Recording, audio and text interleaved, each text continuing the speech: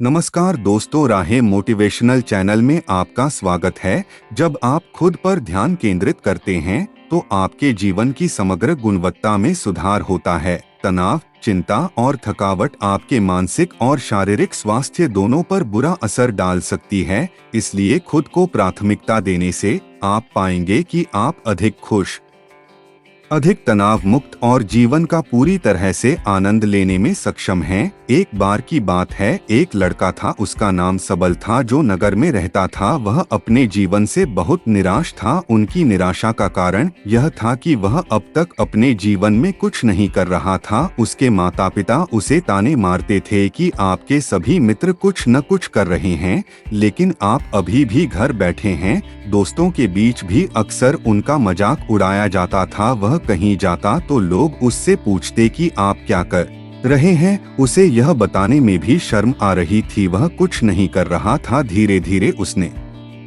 रिश्तेदारों से मिलना जुलना कम कर दिया और लोगों से मिलना भी बंद कर दिया। वह ज्यादातर समय घर पर ही रहता है।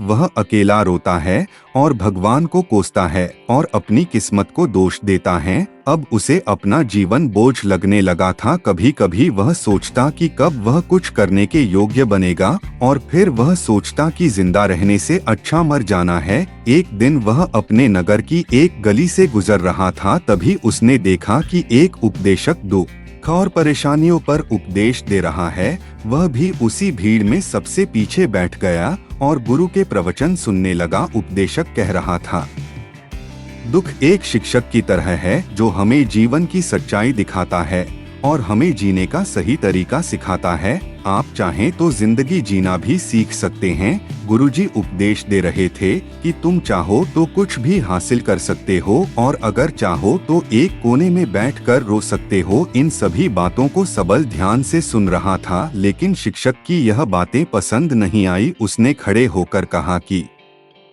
कुछ भी सिखाने से दुख दूर नहीं होता, इसमें केवल दर्द होता है। दुख की पीड़ा अनंत है, ऐसा लगता है कि इसके बाद कुछ होने वाला नहीं है, इससे कुछ भी फर्क नहीं पड़ता है, इसके सामने तो मौत भी छोटी लगती है। उपदेशक ने कहा, फिर तुम्हारा दुख क्या है? सबल ने उसके सामने अपनी सारी व्यथा सुनाई और पूछा, मेरे दुख का कोई उपाय है तुम्हारे पास? यह सुनकर शिक्षक मुस्कुराए और बोले, तुम उस दिन मेरे पास आओ जब आपके जीवन में वास्तविक दर्द हो। मैं आपकी समस्या का समाधान अवश्य करूंगा। यह कहकर गुरु वहां से चला गया। सबल ने सोचा, कहीं मेरा दुख नकली तो नहीं है? क्या मैं जिस दर्द से गुजर रहा हूं वह नकली है? मेरा दुख कोई नहीं समझ सकता। जब माँ बाप नहीं समझते तो गुरु क्या समझेगा? उनके दुखों से व्यथित होकर सबल ने एक फैसला लिया कि अब वह कुछ करेगा। सबल ने एक छोटा व्यवसाय शुरू किया, पर उसे सफलता नहीं मिल रही थी। लेकिन उसके घर वाले पूछते हैं कि क्या वह कुछ कोशिश कर रहा है? वह अपने व्यवसाय में लगा रहा और धीरे धीरे उन्हें सफलता मिलने लगी। फिर उसने गति पकड़ी और केवल 3 साल के अंदर ही वह एक बड़ा बिजनेसमैन बन गया। अब सबल के आसपास ऐसे कई लोग थे जो उसकी परवाह करता था, जो उससे प्यार करता था। अब उनके परिवार के सदस्य भी उसकी तारीफ करते नहीं थक रहे थे। दिन ब दिन उसके मित्रों की संख्या बढ़ती जा रही थी। अब वह अपनी जिंदगी से बहुत खुश था। उनके कुछ दोस्तों ने उन्हें सलाह दी कि जब आप एक बड़ा बिजनेसमैन बनकर बहुत खुश हैं, तो सोचिए आपको कितनी खुशी होगी अगर आप इस शहर और इस राज्य के सबसे बड़े बिजनेसमैन बन जाते हैं। कितने लोग आपसे जुड़ना चाहेंगे, आपकी कितनी बड़ी ख्याति होगी, और स्वयं राजा भी आपसे दोस्ती करना चाहेंगे और जरूरत पड़ने पर ही आपसे पैसे उधार लेंगे। दोस्तों की यह बात सबल के मन में घर कर गई। अब वह और पैसे कमाने की कोशिश करने लगा, लेकिन उसे यह सब बहुत ही जल्दी चाहिए था। वह समय बर्बाद नहीं करना चाहता था। उनका अधिकांश समय इन चीजों को प्राप्त करने में लगाने लगा, इसलिए वह ऐसे काम करने लगा जो सही नहीं था। उसने बड़ा उधार लेना शुरू कर दिया। उसके दोस्तों से पैसे की मात्रा और अधिक मुनाफा कमाने के लालच में वह अपने माल में मिलावट करने लगा। उसने अन्य व्यापारियों के खिलाफ भी साजिश रची और उन्हें डराया धमकाया। जैसा उसके दोस्त कहते थे वैसा ही करता था। वह इन तरीकों से ज्यादा पैसा कमा रहा था, पर अब उसके जीवन में पहले जैसा चैन न था। उनके मन की शांति गायब हो गई थी और वह रात को सो नहीं पाता था। वह हंगामे में रहता था। वह सब कुछ पाकर भी उन्हें किसी चीज में सुख नहीं मिल रहा था। एक दिन सबल अपनी गाड़ी में कहीं जा रहा था, तभी रास्ते में उन्हें उपदेशक का आश्रम दिखाई दिया। वह रुका और गुरु के पास जाकर बोला, संत, आपने मुझे अपने पास आने के लिए कहा था। जब मेरे जीवन में सच्चा दुख आता है, अब मैं बहुत दुखी हूँ कि मेरी नींद हराम हो गई है, मुझे कहीं भी शांति नहीं मिल रही है। इस प्रकार सबल ने अपनी सारी समस्याएं गुरु को बता दी। गुरु ने कहा, जब तुम पहली बार मुझसे मिलने आए थे तब भी तुम किसी दुख में थे। आपने उस दर्द से क्या सीखा? सबल ने कहा कि सिर्फ सोचने और चिंता करने से कुछ नहीं होता। आपकी दृष्टि को सच करने के लिए यह कार्रवाई करता है और सिर्फ काम करने से कुछ नहीं होता। परिणाम भी मिलना चाहिए। जब आपको लगता है कि आपका लक्ष्य हासिल नहीं होने वाला, तब राह में चाहे कितनी भी मुश्किलें आ जाएं, मन कितना भी निराश क्यों न हो, कितना भी लगता हो कि अब कुछ नहीं होने वाला है, तभी विश्वास करें, मैं जो भी कर रहा हूँ उसमें अवश्य सफल हो जाऊंगा। लोग केवल सफल लोगों का सम्मान करते हैं। कोई कितना भी अच्छा क्यों न हो, वह हमेशा लोगों की नजरों में बोझ बने रहते हैं। यह सब सुनकर उपदेशक मुस्कुराया और बोला, जब आपके पास है तो यह वास्तविक दुख नहीं है। अपने जीवन में वास्तविक दुख आए तब मेरे पास आओ, मैं उसे ठीक कर दूंगा। सबल ने जाते समय साधु को सोने के सिक्कों से भरा घड़ा भेंट किया। घड़े को देखकर गुरु ने कहा कि यह मेरे किसी काम का नहीं है। उस पेड़ के नीचे गड्ढा खोदकर गाड़ दो। सबल ने घड़े को पेड़ के नीचे दबा दिया, जैसा कि गुरु ने बताया, और वहां से चला गया। कुछ दिनों से कारोबार ठीक चल रहा था, लेकिन व्यापार के गलत तरीके के कारण धीरे धीरे उसे व्यापार में घाटा होने लगा। उसकी सारी दौलत धीरे धीरे खत्म होने लगी और एक दिन ऐसा भी आया जब उसके पास कुछ भी नहीं बचा और उस पर कर्ज का बोझ चढ़ गया था। परंतु वह निश्चिंत था, क्योंकि उसने अपना सारा कर्ज अपने दोस्तों से लिया था। उसने सोचा कि उसके दोस्त बुरे वक्त में उनके साथ खड़े रहेंगे, लेकिन ऐसा कुछ नहीं हुआ। जैसे ही बुरा वक्त आया, दोस्त पहले उससे कर्ज मांगने लगे। अगर उसने कर्ज नहीं लौटाया, उन्होंने उसे जान से मारने की धमकी भी दी। उनके सभी शुभचिंतक और प्रियजन उससे दूर हो गए। उसके दोस्त जो उसके साथ मस्ती किया करते थे, अब उससे दूर भाग रहे थे। उसका परिवार उसकी गलतियां और कमियां गिनने लगा। उनकी सारी संपत्ति नीलाम कर दी गई और उसके पास कुछ भी न बचा। जब उसने अपने पिता से मदद मांगी, पिता ने कहा कि मेरे पास थोड़ी सी संपत्ति है, मैं तुम्हारी माँ को क्या कहूँगा अगर मैं तुम्हें दे दूँ? यह संपत्ति हमारा अंतिम उपाय है। सबल के मन में गहरा दुख छा गया। उसके आसपास कोई नहीं था जो उनके दुख को समझ सके, जो उसे संभाल सके। जनता के इस विश्वासघात के कारण वह अंदर से टूट चुका था। वह सोचने लगा कि अब जीने का क्या मतलब है, अब मौत ही मेरा सहारा है। वह आत्महत्या करने के लिए पहाड़ी पर जा रहा था। तब से उसे याद आया कि उस शिक्षक ने उससे कहा था, मेरे पास आओ जब तुम्हारे जीवन में वास्तविक दुख हो। सबल गुरु के पास गया और अपनी सारी व्यथा सुनाई। आंखों में आंसू लिए उसने कहा, हे गुरुजी, मेरे दुख का निवारण कीजिए। गुरु ने कहा, जब जीवन में असली दुख होता है तब मेरे पास आ जाना, मैं इसे जरूर ठीक करूंगा। सबल ने कहा कि ये क्या हो रहा है, मेरी जिंदगी में अभी दुख नहीं है, तो आखिर असली दुख क्या है? गुरुजी ने सबसे कहा कि पहले आप मुझे बताओ, आपने अपने दुख से क्या सीखा? सबल ने कहा कि मैंने वह सीखा, जो लोग हमारे जीवन में आते हैं वह हमारी सफलता और प्रगति के कारण वो हमें धोखा जरूर देंगे, क्योंकि बुरे समय में वे हमारे साथ नहीं खड़े होंगे। वे अच्छे समय में ही हमारा फायदा उठाएंगे और बुरे समय में हमें छोड़ देंगे। उन लोगों पर ही भरोसा करें जो हमारे बुरे समय में हमारे साथ खड़े रहते हैं। लेकिन ऐसे लोग बहुत कम होते हैं, लेकिन जिनके पास है उन्हें उनकी सराहना करनी चाहिए, उनका अपमान नहीं करना चाहिए। मैंने कभी भी किसी के खिलाफ साजिश नहीं रखना चाहिए। अपना काम ईमानदारी और धैर्य से करें और कभी लालची मत बनो।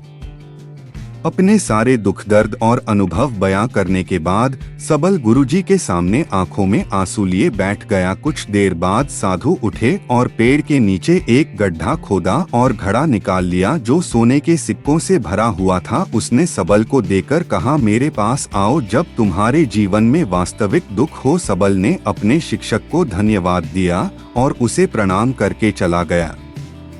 उस पैसे से उन्होंने एक छोटा सा व्यवसाय शुरू किया। अब वह छोटा व्यापारी बनकर भी खुश हैं। उन्होंने पूरी लगन और ईमानदारी से कारोबार किया। जल्द ही वह अपने शहर का एक बड़ा व्यापारी बन गया। उनका जीवन सुख सुविधाओं से भरा हुआ था। लेकिन कोई कितना भी अच्छा क्यों न हो, लेकिन जीवन में दुख आता है तो सबल के जीवन में भी दुख आते थे। अपने माता पिता की मृत्यु के रूप में वे दोनों एक ही दिन मर गए। सबल अपने माता पिता से बहुत प्यार करता था, इसलिए उनके निधन से उन्हें गहरा सदमा लगा। वह शवों को श्मशान घाट ले गया, जहां अंतिम संस्कार किया गया। वहां उसने अपने माता पिता का शव जलता हुआ देखा तो उनका मन बेचैन हो उठा। उसके मन में कई सवाल उठने लगे। वह घर वापस आ गया, इसलिए उसने अपने माता पिता के घर और संपत्ति को देखा जिसके लिए उनके पिता हमेशा लड़ते रहे। आज जो छूटा पड़ा है, जिन्होंने इसकी देखभाल की, इसके लिए लड़ने वाले इस दुनिया से चले गए। उसके पिता ने जो कुछ कमाया वह सब यहीं रह गया। एक दिन पहले तक उसके पिता मारपीट करते थे किसी के साथ उसकी संपत्ति के लिए। आज वो खुद इस दुनिया से चले गए। उसका मन ऐसे अनेक विचारों के बवंडर में था। वह अंदर से अकेला और डरा हुआ महसूस कर रहा था। वह खाली महसूस कर रहा था। उसे लगा कि कुछ है, वह समझ नहीं सका, इसलिए वह गुरु के पास गया। उसे देखकर गुरुजी ने कहा, क्या जीवन में कोई दुख है? सबल ने कहा, वैसे तो जीवन में कोई दुख नहीं है, सब कुछ अच्छा चल रहा है, लेकिन आज मेरे माता पिता का देहांत हो गया है। मैं इस घटना से बेहद दुखी और परेशान हूँ। गुरुजी ने कहा, इसमें दुखी होने की क्या बात है? एक दिन सबको मरना है। कोई न कभी जिया है और न कभी रहेगा। एक दिन तुझे भी मरना है। शायद तुम कल ही मर जाओगे या आप आज भी मर सकते हो। सबल ने कहा, क्या कह रहे हो गुरुजी? मैं भी मर जाऊंगा, लेकिन मैं अभी जवान हूँ। गुरु ने कहा कि सब जी रहे हैं। इस भ्रम में कि मृत्यु केवल दूसरों को आती है, बड़ों के पास ही आती है। लेकिन जवान और बूढ़े मर जाते हैं, बच्चे मर जाते हैं। मौत का उम्र से कोई लेना देना नहीं है। यह सभी को प्रभावित करता है। मास्टर जी की ये बातें सबल के मन में घर कर गईं और वह चुपचाप चला गया। लेकिन उसका मन अभी भी बेचैन था। वह खाली महसूस कर रहा था। वह सारा दिन अपने बारे में ही सोचता रहा कि वह कौन है, वह इस दुनिया में क्यों आया है, क्या जीवन का लक्ष्य केवल चीजों को खाना और मरना है? ऐसे कई सवाल उसके दिमाग में लगातार उठ रहे थे, लेकिन उन्हें अपने किसी भी सवाल का जवाब नहीं मिल रहा था और उसका दुख दिन ब दिन बढ़ता ही जा रहा था। इसलिए कुछ दिन बाद वह फिर से गुरुजी के पास पहुंचा और बोला, हे स्वामी, मैं बहुत दुखी हूँ क्योंकि मैं यह नहीं जान पा रहा हूँ कि मैं कौन हूँ और मैं इस दुनिया में क्यों आया। यह सुनकर गुरुजी मुस्कुराए और बोले, आज आपके जीवन में पहली बार सच्चा दुख उत्पन्न हो गया है। यह वास्तव में दुख कहलाने के लायक हैं। हम नहीं जानते कि हम कौन हैं, हम क्यों आए हैं, क्या करें, कैसे करना है। सबल ने अपने गुरु से कहा कि उसकी दुर्दशा दूर करो। गुरु ने कहा कि हम सभी इंसान हैं, जीवन भर संग्रह करते रहते हैं। सबल ने कहा कि सभी इंसान जीवन भर धन, सम्मान, परिवार, प्रतिष्ठा, मित्र, शत्रु आदि जमा करता है। गुरु ने पूछा, क्या हम एकत्रित की गई चीजों में से कुछ भी अपने साथ ले जा सकते हैं? सबल ने कहा, कोई भी इंसान अपने साथ कुछ भी नहीं ले जा सकता, वह सिर्फ अकेला ही जाता है। मेरे माता पिता भी अपने साथ कुछ भी नहीं लेकर गए, सब कुछ धन संपत्ति वैभव सब कुछ यहाँ पर छोड़कर गए। शिक्षक ने कहा, अब मेरी बात ध्यान से सुनो, इस संसार में हमें जो संग्रह करना चाहिए वह हम नहीं करते। चीजें हमारे सामने होती हैं लेकिन हम उन्हें देखने की कोशिश नहीं करते। हमें इस दुनिया में जो कुछ भी इकट्ठा करना है वह हम खुद हैं। हमें खुद को जुटाना होगा ताकि जब हम मरें तो हम एकजुट हो सकें और खुद को पहचानने में सक्षम होने के लिए हम अंदर बंटे हुए हैं।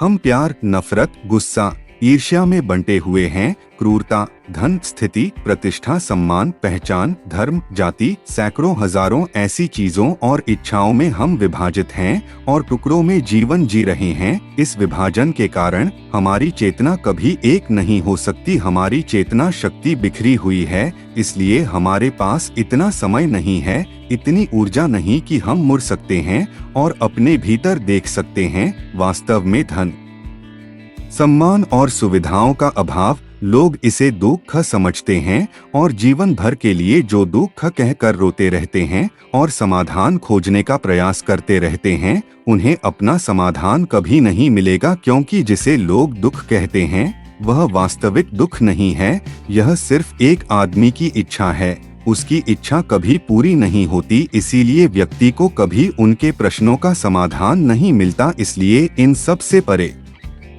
यदि आप अपने दुखों का अंतिम समाधान चाहते हैं तो सबसे पहले खुद को समेटो, इस दुनिया से अपनी ऊर्जा वापस ले लो और इकट्ठा करो।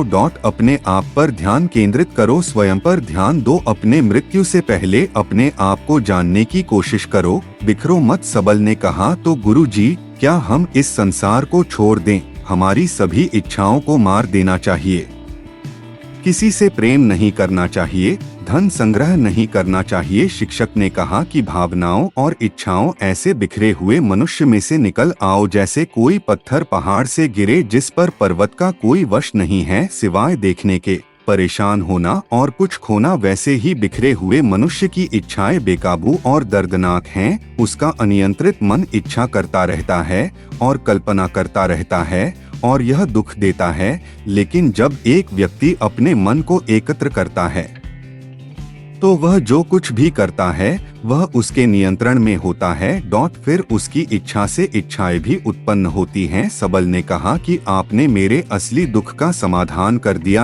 आपका बहुत बहुत धन्यवाद। अब से मैं खुद को समेटने, खुद को तराशने की कोशिश करूंगा। गुरुजी ने कहा कि मानव शरीर में बहुत ऊर्जा और शक्ति है, लेकिन यह फालतू के कामों में बंटा हुआ है, बेकार की बातों में लगा हुआ है। यह एक बहुत ही शक्तिशाली मशीन की तरह है, एक बच्चे के हाथ में रखा जा रहा है और वह बिना सोचे समझे अपनी शक्ति बर्बाद कर रहा है और बिना किसी नियंत्रण के। इसलिए इस शक्ति पर ध्यान दें, अपनी चेतना, और इसे इकट्ठा करे। सबल को अपने प्रश्नों का उत्तर मिल गया। उसने अपने गुरु का शुक्रिया अदा किया और चुपचाप चला गया। दोस्तों, उम्मीद है आपको यह कहानी पसंद आई होगी। अगर आपको यह कहानी पसंद आई हो तो अपने दोस्तों और परिवार के साथ जरूर शेयर करें। आपका कीमती समय देने के लिए धन्यवाद।